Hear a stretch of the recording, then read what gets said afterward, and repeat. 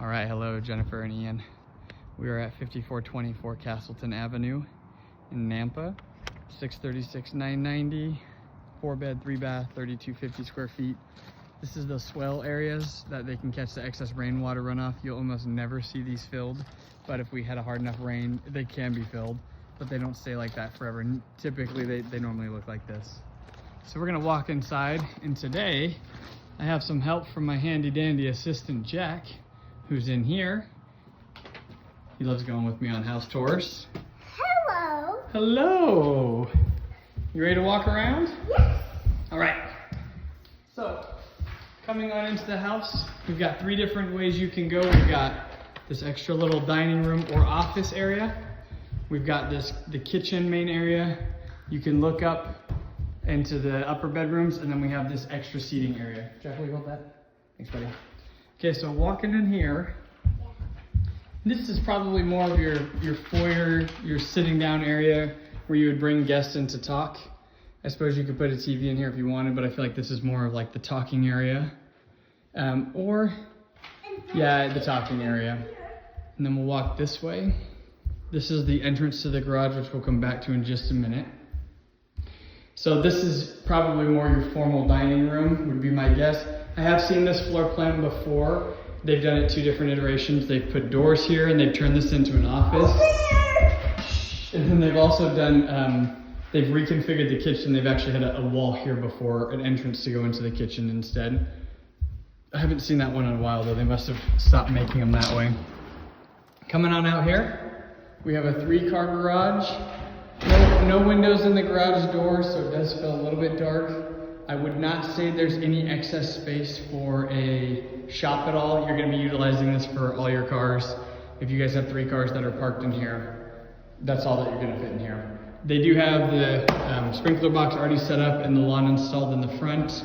They have an attic access right here and over there.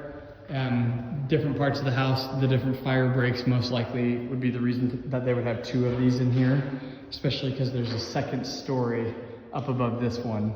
So, and then right here you've got your water heater, you've got your water softener loop already ready to go.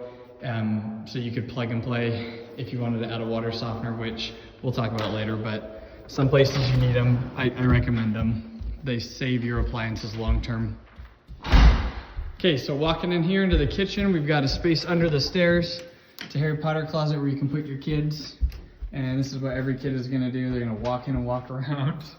And then we've got a double doored coat hanger closet right here.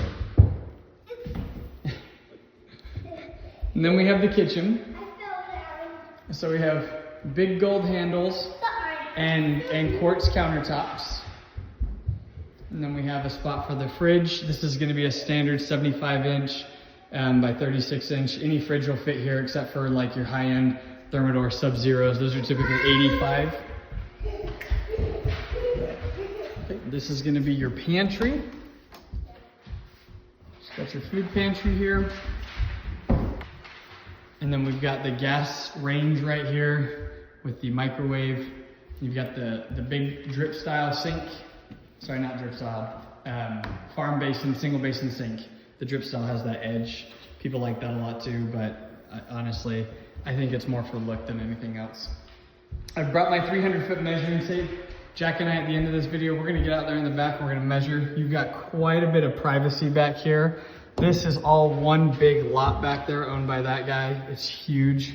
I doubt they're selling anytime soon, but in theory they could, and they could put houses back there at some point. The only other thing is you have a road over there. I don't hear a ton of noise. In the house, I don't hear anything. If you open the door, you can hear a little bit, especially going right now. School's getting out, school buses are going. But anyways, if I'm really quiet, I still don't hear that school bus unless the doors are open or the windows are open. I can't hear any of the road noise. Big living room area. You've got the fireplace. And then we're gonna complete this downstairs tour by walking this way. We do have a guest bedroom down here, which might be great for what you guys are hoping to do. It's a good sized guest bedroom. It's not a junior suite by any stretch, but it's probably 10 by 10. So wait, didn't know that this is not a junior suite? It's not a junior suite, no, it's not. So you do have the guest bathroom right here. You've got the tub right here, the fiberglass tub combo. 2246. Yep. We had a junior suite. We did. We had a junior suite in that house, didn't we? And then we have a linen closet for that guest bathroom. That is the only guest bathroom on the main floor. I have to keep pausing and telling him to enhance his calm here. All right, we're gonna head upstairs. That was the only bathroom downstairs, right, Jack? Yeah. Okay, let's head upstairs. Big bay windows. I mean, they're not gigantic, but they're really nice. They let in a lot of light, especially in this area. If you didn't have those, it'd feel very dark. Right now, it makes it feel very open, very bright. Might be kind of hard to clean those. I actually just sold this floor plan 2 months ago in Boise for another, I think he paid $870 for his. So interesting that this distance makes that much of a price difference. But anyways, we're upstairs. We got this big spacious bonus room up here. You've got your closet right here. Your actual HVAC system is gonna be up in the attic. Right here is how they do it. So that's gonna be accessible somewhere around here. And you do have to have an OSB, a 10-foot OSB platform around it. So it is very accessible. This is onto the upstairs primary suite. And this is where CVH does a great job. He does a fantastic job giving you just tons of space in this room. This has gotta be a 16 by 12. Hey, what size is the master bedroom on the paper? So right here, this is the only downside. There's not a good spot for the wall lights. They're behind this door right here.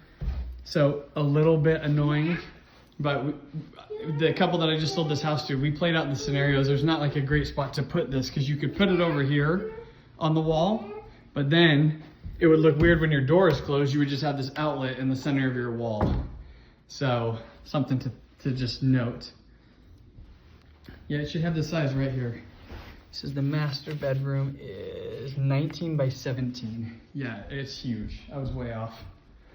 Okay, dual vanity, his and hers, quartz countertops. Then you have this separate tub and then the shower fiberglass insert combo, which is great. At this price point, you should be seeing that. If you're not, I feel like they're just being cheap.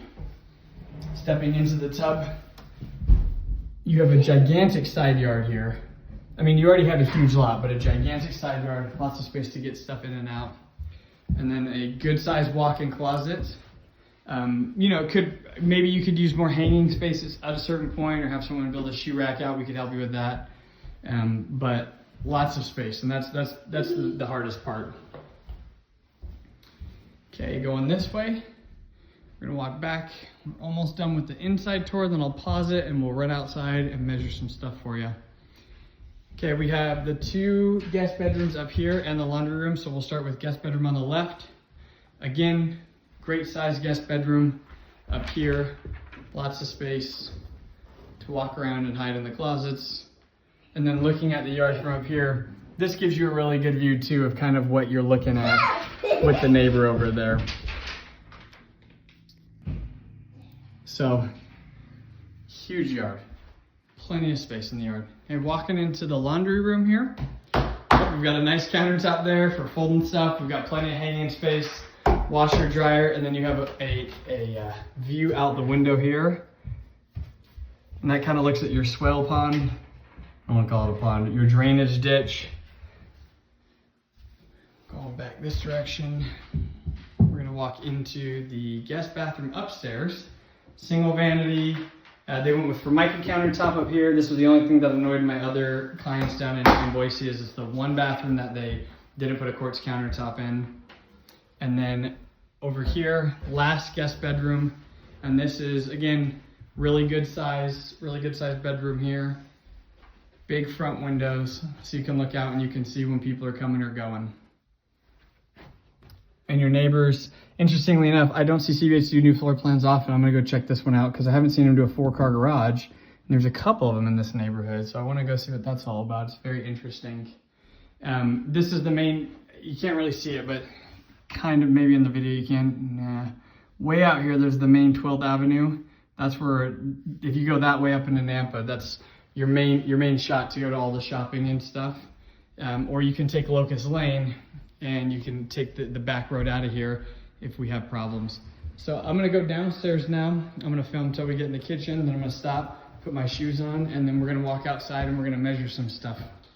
And we'll talk soon.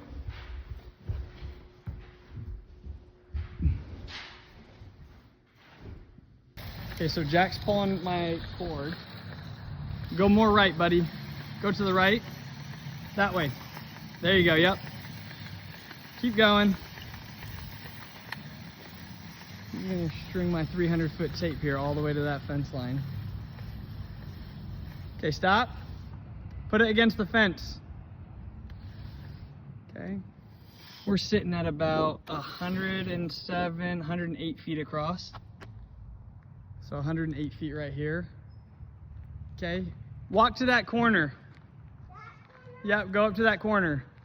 I'm gonna do a diagonal for you. So I feel like that's probably where we're gonna get the most square footage here. And I'm gonna diagonal it off this house, off the house right here. Just corner, the furthest distance. Hold on 1 second. All right, I'm back. Sorry, you got stuck on something in the yard there. Yeah, all the way against the fence there. Yep, touch the fence with the string. Touch the fence with the string. All right, and we're looking at roughly 171 feet. Holy cow. This is a monster backyard. And then I'm gonna do it from the house to the fence here. Okay, so we're just rough estimating halfway through the fence here. And we are sitting at about 81 feet, give or take. 81 feet, and that's midpoint on the yard. And then we'll go measure the side yards here.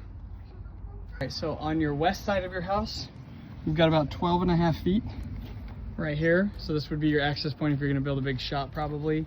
You'd take down this fence and you'd utilize this space to bring in your shop. And this is honestly probably where I would put the shop, would be on this side. You'd have to be 5 foot off the fence line. That's gonna be your only setback, I believe. I'll double check that. But the sun basically goes from this way to this way. So I would think having the shop over here, you're gonna allow yourself to have a little bit more shaded area in this part of the yard, and you're not gonna be so close to the neighbor, which would be great. I think if you put it over here, you're just gonna be too tight on that neighbor. You're gonna run into, I mean, you probably could as well, but I think I would stick it over here because nobody's gonna complain about it over here. Your ACC, the Architectural Committee for the neighborhood, no reason for them to complain about it on that side. Whereas over here, we're gonna be interfering with, you got the HVAC system, you're gonna have a bunch of other stuff over here. I would put like a maintenance shed over here, just like a, $1,500, $2,000 one from Home Depot. Keep your lawnmower in it or something. That would go on this side, big shop on the other side. That would also help block some of that road noise.